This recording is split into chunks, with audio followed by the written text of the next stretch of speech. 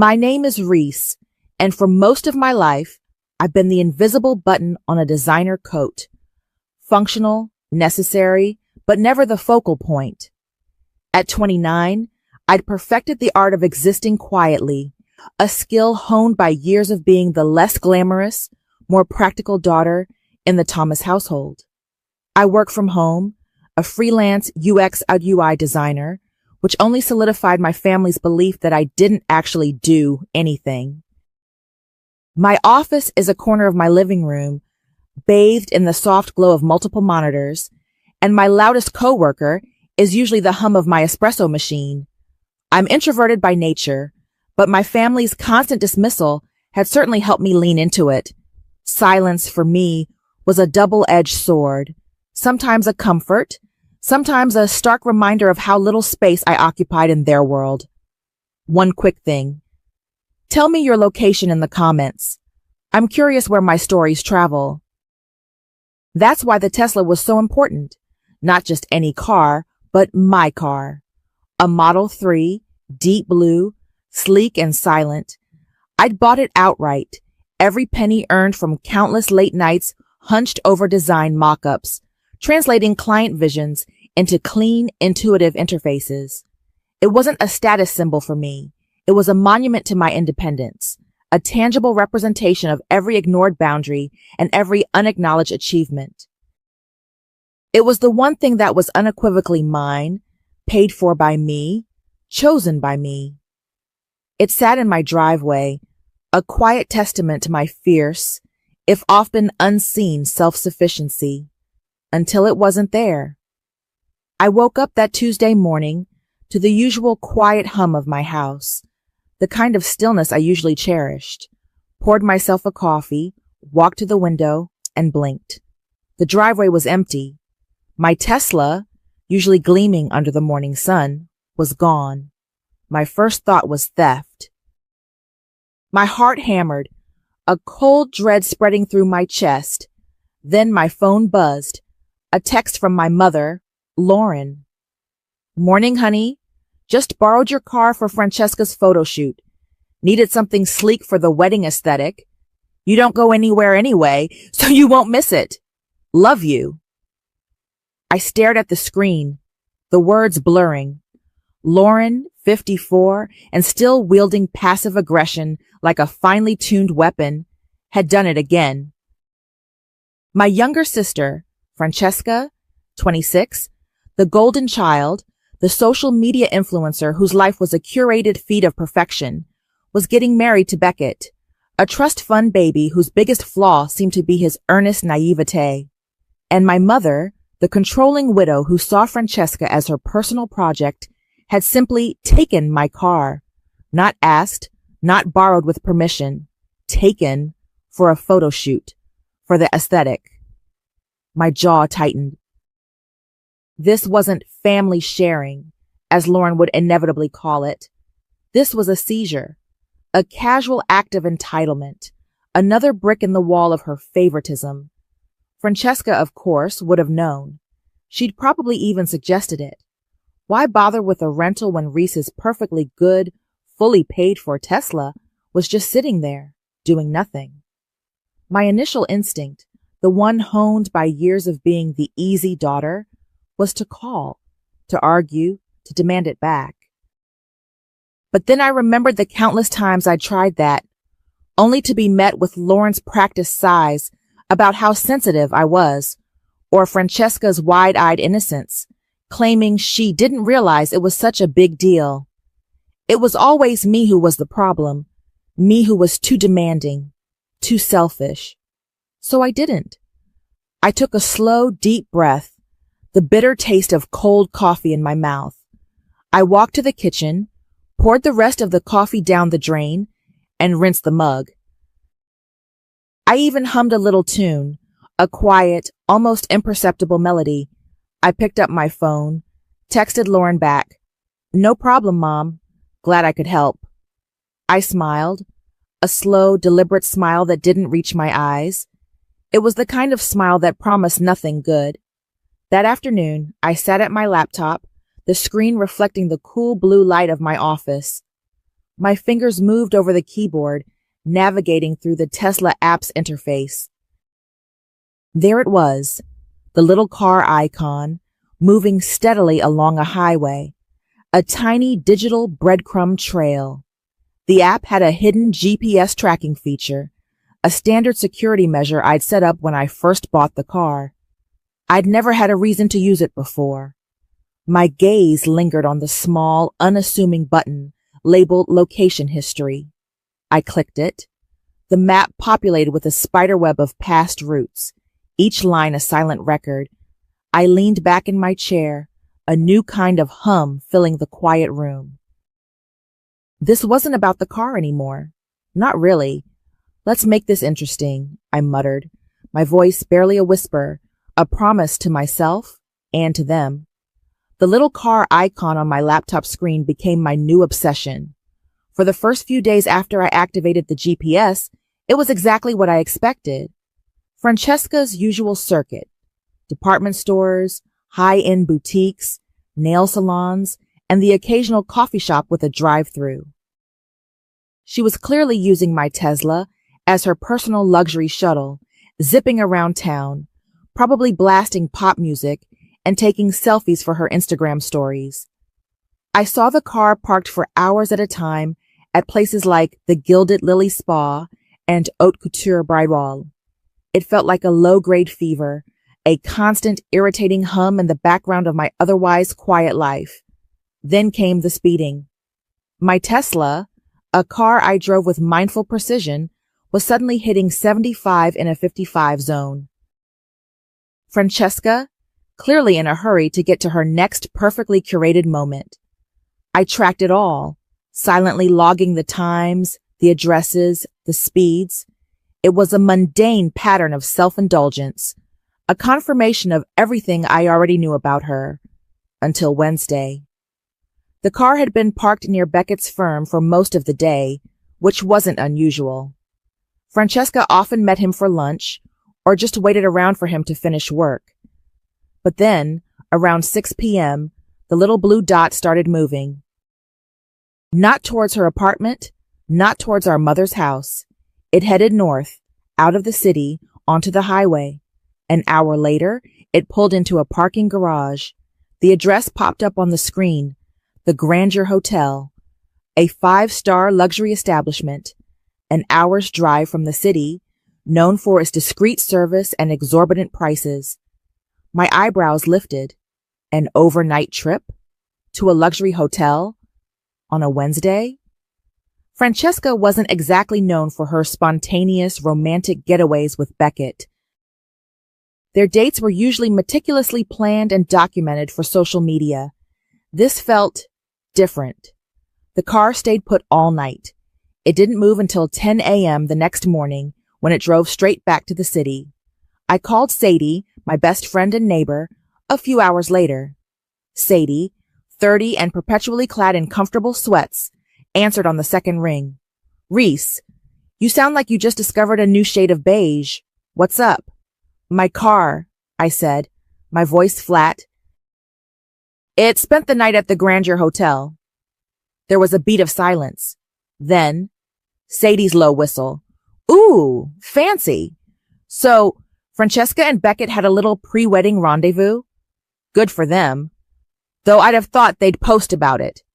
"That's the thing," I said, leaning back in my chair, the map still on my screen. No posts. And it was a Wednesday. And the car left at 10 a.m. Beckett usually works until 6. Sadie was at my door 15 minutes later, armed with a bag of chips and a skeptical expression. "Okay, walk me through this digital breadcrumb trail." I showed her the GPS history, the overnight stay, the timing. "It just feels off," I concluded. "Francesca is a walking billboard. If she was at the Grandeur with Beckett, the entire internet would know." "Agreed," Sadie said, crunching on a chip. "So what's our next move, Sherlock?" "We need to know who she was with," I said, my gaze fixed on the hotel's location. "The Grandeur is pretty private, but it's a big place. There has to be something." This was where my tech-savvy skills came in. Not hacking, not breaking laws, but knowing how to dig. We started with the basics, cross-referencing the exact time the car arrived, and left with any publicly available information about the hotel. Local news reports, social media posts geotagged at the grandeur, even public webcams that might have a view of the entrance. It was like sifting through digital sand, looking for a specific grain. Hours passed. We scrolled through Instagram stories, Facebook check-ins, even obscure travel vlogs. Most of it was useless. Then Sadie gasped, "Reese, look at this." She pointed to a blurry background in a short video clip, part of a travel influencer's story from that exact Wednesday night. The influencer was filming herself walking through the Grangeur's opulent lobby, gushing about the decor. But in the background, near the main entrance, a blue Tesla was visible pulling up to the valet, and two figures were getting out. "Enhance," Sadie joked, but I was already working. I downloaded the video, ran it through a few open-source video enhancement tools, and zoomed in. The quality was still grainy, but undeniably was my Tesla. And the two figures, one was tall, slender, with long blonde hair. Francesca, no doubt. My breath hitched as I focused on the second person, a male. He was taller than Francesca, with dark wavy hair. He turned his head slightly as he walked, and the angle, combined with the low resolution, made it hard to be certain. But the way he moved, the slight tilt of his head, I zoomed in further, pushing the pixels to their limit. The face resolved, just enough. My stomach dropped. It wasn't Beckett. It was Casey Murray, my ex-fling, Casey. The name hit me like a physical blow, even though I hadn't thought about him in years. Casey Murray, 27, a graphic designer I'd dated casually for a few months about a year and a half ago. It had been nothing serious, just a comfortable, easygoing connection that had fizzled out when he got a new job in a different city. We'd parted amicably, no drama, just a mutual understanding that it wasn't going anywhere. He was charming, funny, a little bit reckless, and surprisingly sweet. Everything Francesca usually avoided in favor of polished, pre-approved partners like Beckett. But then, I remembered, Francesca had a history of quietly, almost invisibly, stealing anything I ever showed even a passing interest in. A specific brand of coffee I liked, suddenly it was her new favorite. A niche artist I'd mentioned, her new obsession, complete with framed prints. It was never overt, never a direct challenge. Just a subtle absorption, a way of making my preferences her own, effectively erasing my original claim. I'd always dismissed it as a weird sibling quirk, a byproduct of her need to be the center of attention. But Casey, this was a person. Sadie, seeing my face, leaned closer. "Casey? As in, you're Casey?" I nodded, still staring at the pixelated image on the screen. The one and only. "Well, damn," Sadie breathed. "She really went for the full service package, didn't she? Your car, your ex-fling, your mother's approval." A cold anger, sharp and precise, began to replace the initial shock. This wasn't just about the car anymore. This was about a pattern, a lifetime of being overlooked, then actively undermined. Francesca wasn't just borrowing my things. She was systematically erasing my existence, one small, calculated theft at a time. And our mother, Lauren, was complicit, even an enabler. My first thought, the immediate visceral one, was to call Francesca, to confront her, to scream, to demand an explanation. But then, a different thought, colder and more satisfying, settled in. Why interrupt a liar when she's building her own noose? This wasn't a petty squabble. This was an opportunity to finally, definitively make them see me. Not the invisible button, but the hand that held the needle. I started compiling my files. This wasn't just a collection of screenshots. It was a meticulous digital murder board. I created a new folder on my desktop, labeled it Project Clarity. Inside, I started dropping everything. GPS history logs, time-stamped to the minute, showing every route, every stop, every speed violation. Freeze frames from the hotel video, zoomed and enhanced, clearly showing Francesca and Casey exiting my Tesla at the Grandeur. Screenshots of Francesca's social media noting the conspicuous absence of any mention of a romantic getaway with Beckett or any posts from the Grandeur during that specific time.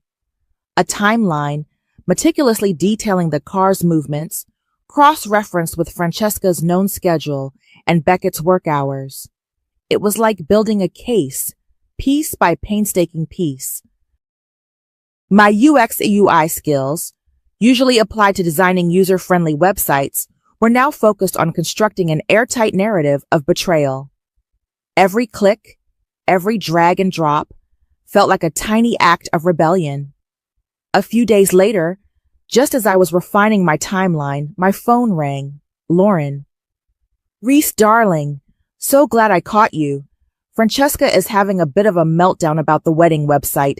The designer she hired just disappeared. You know, creative types. Anyway, she was wondering if you could just whip something up for her. You're so good with computers, and you're always home anyway. It would be a huge help." My mother's voice, dripping with her usual blend of casual expectation and thinly veiled manipulation, grated on my nerves. You're always home anyway. The familiar dismissal, the assumption that my work was a hobby, my time limitless and worthless. I paused, a calculated silence stretching between us. I could say no. I could tell her exactly where she could stick her wedding website, but then I wouldn't have a front row seat. I wouldn't have access. A slow smile spread across my face, the kind of smile that promised nothing good. "Of course, Mom," I said, my voice sweet, almost too sweet. "I'd be happy to help Francesca with her wedding website. Send me all the details." "Oh, Reese, you're a lifesaver. I knew I could count on you. See? You always come through." I hung up, the smile still fixed.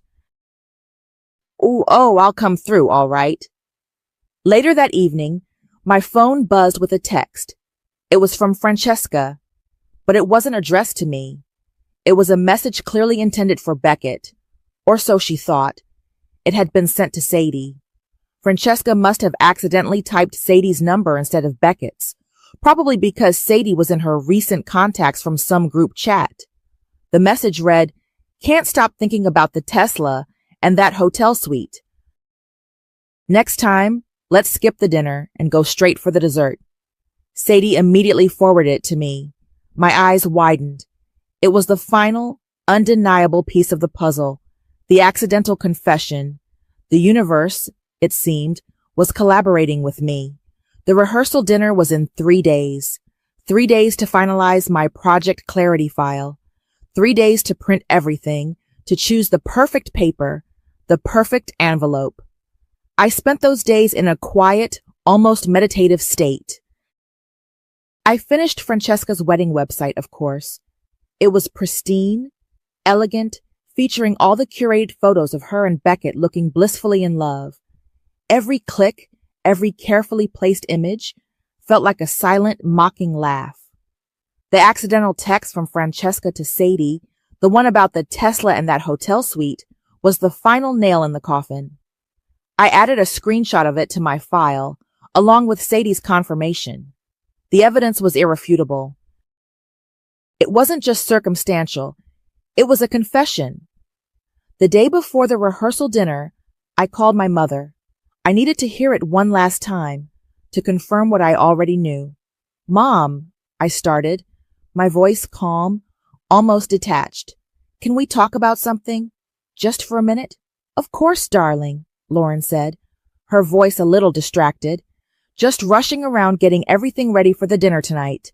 What is it? It's about Francesca, I said, and me. Did you ever love me enough to pick me? To put me first? Even once? There was a beat of silence on the line, a hesitation that spoke volumes. Then, her practiced sigh. Reese, what kind of question is that? I love both my daughters equally. You know that. Do I? I pressed, my voice still even, but with a thread of steel, because it always felt like Francesca was the one who needed protecting, the one who needed the spotlight, and I was just the one who could handle it. The one who didn't need anything. You always survive, Reese, Lauren said, her voice softening, but it was the same old line, the same old justification. You're so strong, so independent. Francesca, she's more fragile. She needs support. You've always been so resilient. You don't need me to fuss over you. So, because I'm resilient, I don't deserve the same care, the same consideration? I asked, a bitter taste in my mouth. Because I don't make a fuss? You assume I don't feel anything? Reese, don't be dramatic, she said, a hint of impatience creeping into her tone. We're talking about a wedding here. This isn't the time for old grievances. Francesca needs this. She needs everything to be perfect. Right, I said, the word flat. Francesca needs everything to be perfect. Exactly. Now, about the seating chart for the rehearsal dinner, I was thinking you could sit at table 3 with your aunt and uncle. I didn't argue. I didn't correct her. I just listened, the phone pressed to my ear, the familiar pattern of her dismissiveness washing over me.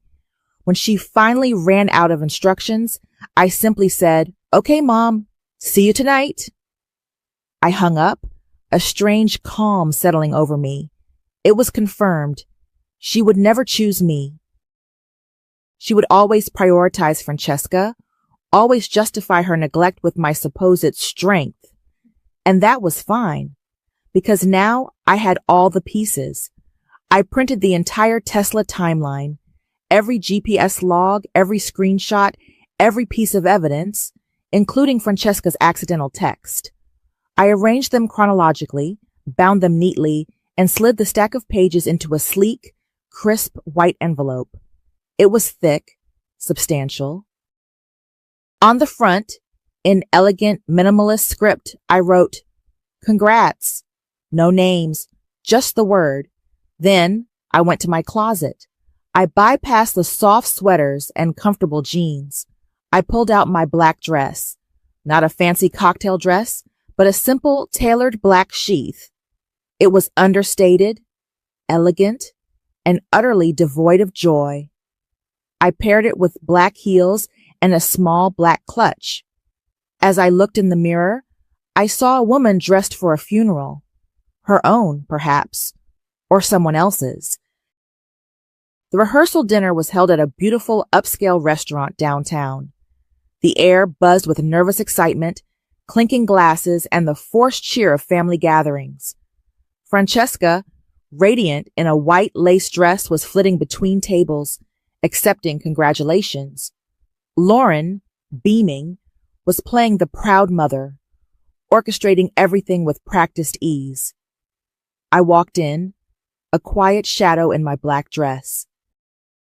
I found my assigned seat at table 3, next to my aunt and uncle, who barely registered my presence beyond a quick nod. I ate the bread, sipped my water, and watched. I watched Francesca's performative joy, Lauren's self-satisfied smile, Beckett's earnest, slightly overwhelmed expression. He was a good man, I thought. Too good for this. Halfway through the main course, Beckett, who was at the head table, excused himself and came over to our table. He looked tired, but genuinely happy. He leaned toward me, a polite smile on his face.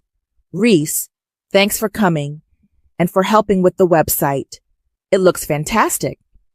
My smile was thin, almost imperceptible. "My pleasure, Beckett," I said, my voice soft. I reached into my black clutch. My fingers closed around the thick white envelope. I pulled it out, the stark white a stark contrast to my black dress. For you, I said, sliding the envelope across the polished wooden table towards him. It landed with a soft, decisive thud. A wedding gift. Beckett picked up the envelope. He looked at the elegant script, then at me, a flicker of confusion in his eyes. He probably expected a gift card or perhaps a small framed photo. He certainly didn't expect what was inside. He tore open the seal carefully, pulling out the thick stack of pages. He read the first page, then the second. His brow furrowed. I watched his face, a mask of polite curiosity slowly giving way to disbelief, then dawning horror. His eyes scanned the detailed GPS logs, the dates, the addresses. His hands, which had been resting calmly on the table, began to tremble, just slightly at first. Francesca, who had been laughing loudly at the head table, suddenly went quiet. Her gaze, usually fixed on herself or the nearest camera, darted to Beckett. She saw his expression, the way his shoulders had stiffened, the paper shaking in his hands. Her smile faltered. Beckett? What is it? She called out, her voice a little too loud in the suddenly quieter room. What's wrong? He didn't answer. He just stood up slowly, deliberately. The pages in his hand rustled. He didn't look at Francesca. He didn't look at Lauren, who was now staring at him, her face a mixture of confusion and irritation. He didn't look at anyone. He simply turned and walked out of the dining hall. His departure was quiet, but it was like a physical blow, sucking the air out of the room. Panic, swift and sharp, bloomed on Francesca's face. The curate perfection of her evening shattered. Beckett! Where are you going? She shrieked, pushing back her chair. It scraped loudly against the floor, a jarring sound in the sudden silence. The murmurs started then, a ripple of whispers spreading through the room. Heads turned. Guests exchanged confused glances. Lauren's face was a study in controlled fury, her eyes darting between Francesca's escalating panic and the empty doorway where Beckett had vanished. Francesca rushed towards my table, her eyes blazing, fixed on me. What did you give him, Reese? What was in that envelope? Her voice was a desperate hiss, raw and uncharacteristic. I met her gaze, my expression calm, almost serene. I took a slow sip of my water. Just a story, I replied, my voice soft, but clear enough for those at my table to hear. With wheels. She lunged for the envelope, which Beckett had left on the table. My aunt, startled, pulled back her arm. Francesca snatched the thick white folder, her fingers tearing at the edges in her haste. Francesca, darling, what is going on? Lauren demanded, rushing over, her voice tight with barely suppressed rage. What have you done, Reese? Francesca ignored her eyes scanning the first page, then the second. Her face, usually so animated and expressive, drained of all color. The vibrant blush she'd applied for the dinner seemed to vanish, leaving her skin stark white. Her lips parted, but no sound came out. She tried to push past Lauren, to chase after Beckett, but Sadie, who had been sitting quietly at a nearby table, suddenly appeared. She casually stepped in front of Francesca, blocking her path. It looked almost accidental, a clumsy movement in the crowded space. Whoa! Easy there, bride-to-be, Sadie said, her voice light, almost playful, but her eyes were fixed on Francesca's face. As she subtly held Francesca back, she leaned in, her voice dropping to a whisper that only Francesca and I could hear. Check page 15, Francesca. It's a real page-turner. Francesca froze, her eyes wide with terror. She looked down at the folder in her hands, her fingers fumbling through the pages until she found page 15. It was the screenshot of her accidental text to Sadie. Can't stop thinking about the Tesla and that hotel suite. Next time, Let's skip the dinner and go straight for the dessert. Her eyes darted back up, meeting mine. The silence in the dining hall was absolute now, the murmurs having died down, replaced by an unbearable tension. Every eye was on Francesca, on me, on the white envelope clutched in her trembling hands. Her face crumpled. A guttural sound tore from her throat, a raw, primal scream that echoed through the suddenly silent room. It was a sound of pure, unadulterated devastation, the sound of her perfectly constructed world imploding around her. The scream reverberated through the dining hall, a raw, ugly sound that tore through the polite facade of the rehearsal dinner. Francesca dropped the envelope, the pages scattering across the polished floor like fallen leaves. She stood there, trembling, her face a mask of horror and disbelief, tears streaming down her cheeks, smearing her carefully applied makeup. Lauren rushed to her side, her own face pale with shock. "Francesca, what is it? What did she do?" she demanded, glaring at me. But Francesca couldn't speak. She just pointed a shaking finger at me, then at the scattered pages.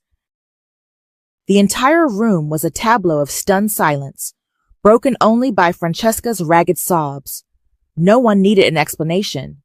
The sheer, visceral reaction of the bride-to-be, the sudden departure of the groom, and my calm, almost serene presence in the eye of the storm told them everything they needed to know.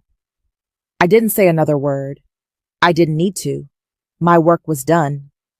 Sadie gave me a quick, almost imperceptible nod, a silent acknowledgement of a mission accomplished.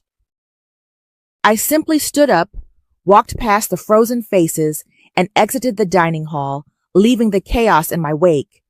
The cool night air outside felt like a cleansing breath after the suffocating tension inside. The fallout was swift and brutal.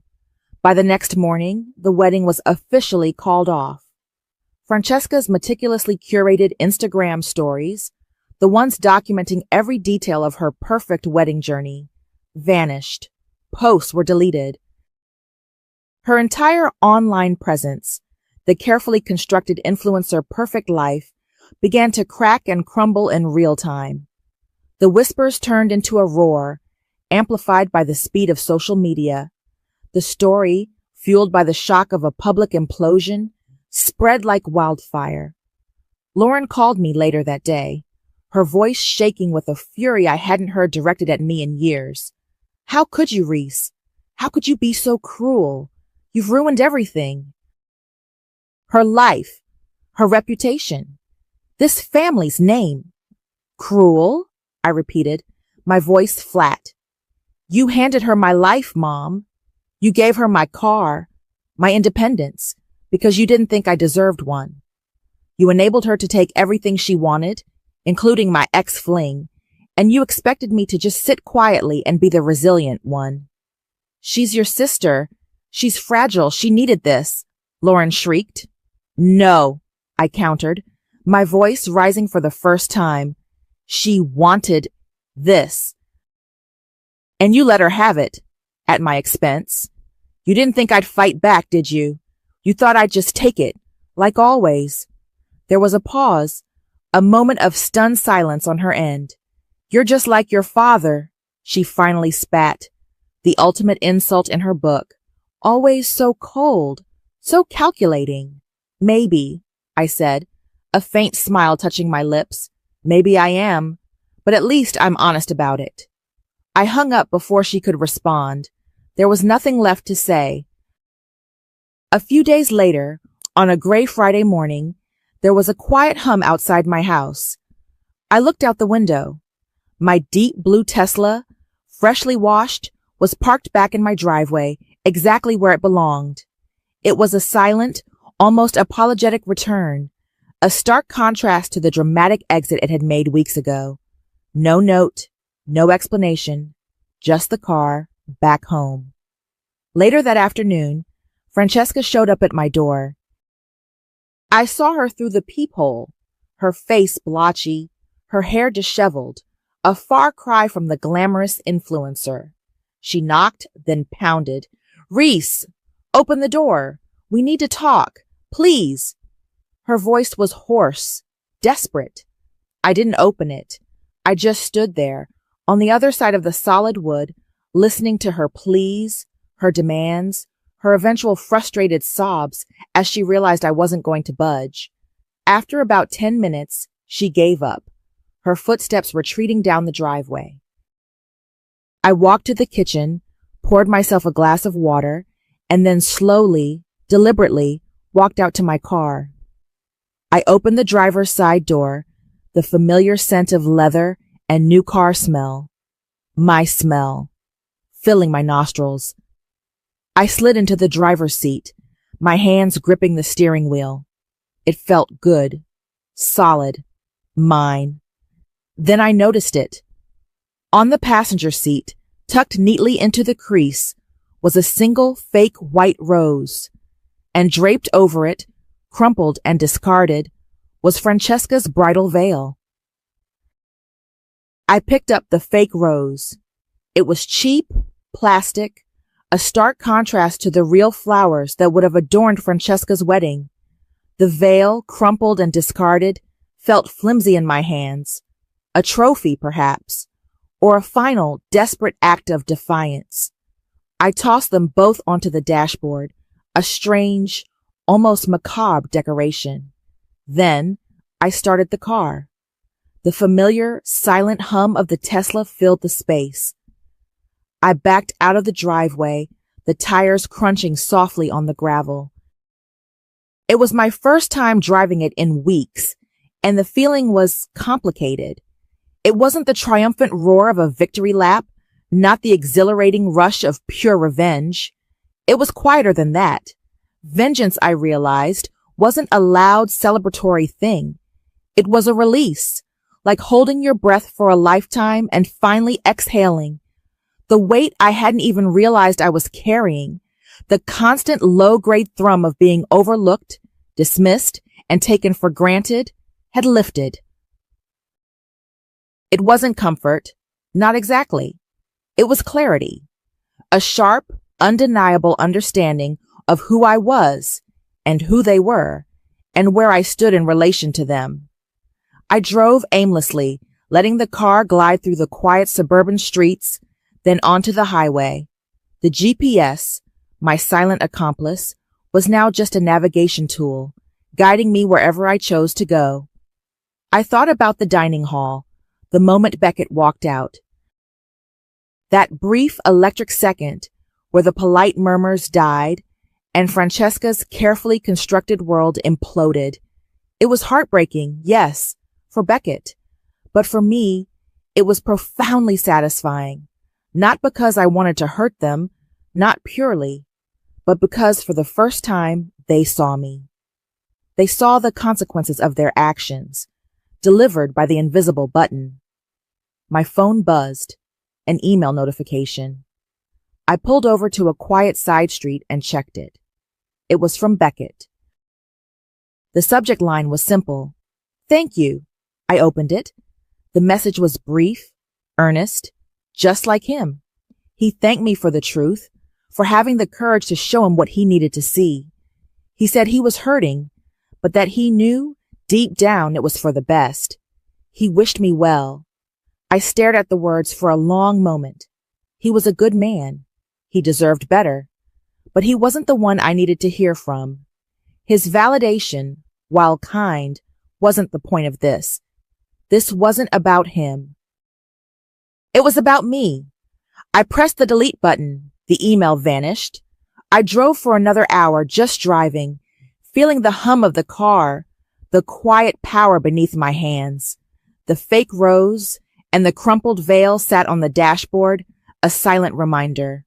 When I finally pulled back into my driveway, the sun was setting, casting long shadows across the lawn. I walked into my quiet house, the silence no longer a burden, but a sanctuary. I brewed a cup of tea, the familiar ritual grounding me. Then I opened my laptop. The screen glowed, inviting. I opened a new document. My fingers hovered over the keyboard. I had a story to tell, a different kind of story than the ones I designed for clients. This one was mine. I typed the first line, "Keep the car," and other lies my family told me.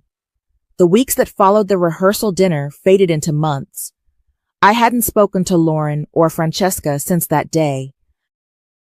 There were no calls, no texts, no attempts at reconciliation from their end, just silence, which suited me perfectly.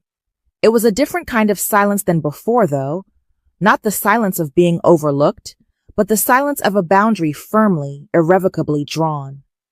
One warm afternoon, roughly 6 months after the wedding implosion, Sadie and I sat on my porch. The air was soft, carrying the scent of blooming jasmine. New plants, vibrant and green, thrived in pots around us, a small, tangible representation of growth. My Tesla, clean and gleaming, was parked peacefully under the old oak tree in my driveway, a quiet sentinel. The fake rose and discarded veil were long gone from the dashboard. I'd tossed them a few days after the car's return, no longer needing them as reminders. The clarity was enough. "Heard anything from the Thomas Family Drama Club?" Sadie asked, sipping her iced tea. I shook my head. "Nothing direct. I've cut them off completely. No calls, no emails, nothing. It's surprisingly peaceful." "Good for you," she said, a genuine smile on her face. "You deserve that peace." We both knew the rumors, of course. They filtered through the small town grapevine, snippets from mutual acquaintances who couldn't resist sharing. Francesca's social media, once a vibrant, carefully curated shrine to her perfect life, was gone. Deleted. The influencer persona, shattered. Rumor had it she was back living with Lauren, a stark contrast to the independent, glamorous life she'd projected. She was reportedly working at a high-end boutique in the city now, a job that didn't require a public persona. No one, not a single person, spoke of the wedding. It was as if it had never happened, a collective erasure of a very public humiliation. My own life, meanwhile, was expanding. The memoir, "Keep the Car and Other Lies My Family Told Me," was coming along slowly but surely. It was a cathartic process, translating the raw emotion of a lifetime into carefully chosen words. My freelance business had also taken an unexpected turn. A referral from a former client had led to a major project with a European tech company. The time difference was a challenge, but the work was stimulating, the pay excellent, and the clients genuinely valued my expertise. I was consulting for them full-time, remotely of course. My income had more than doubled. I'd started pampering myself in small, deliberate ways. A weekly massage, a subscription to a gourmet coffee service, new art for my walls. Things I'd always put off, always told myself I didn't need. It wasn't about extravagance. It was about acknowledging my own worth, something I'd neglected for too long. I was building a life that was entirely mine, on my terms, without seeking anyone else's approval or validation. "You know," Sadie said, breaking the comfortable silence, "it's funny how things work out. They tried to make you small, and you just grew bigger." I smiled, a genuine, unburdened smile that reached my eyes. "I may work from home," I said, looking out at the quiet street, then back at my car, "but trust me, I never play small again." I finished my tea, the last drops cool and sweet. Sadie packed up her empty mug. As she left, I stood up, walked to my Tesla, and opened the driver's side door.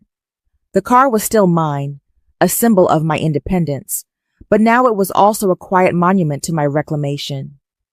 I backed it slowly out of the driveway, the hum of the electric engine a soft, confident purr. The fake rose and veil were long gone, but the memory of them, of what they represented, remained. A trophy, not of vengeance, but of self-respect.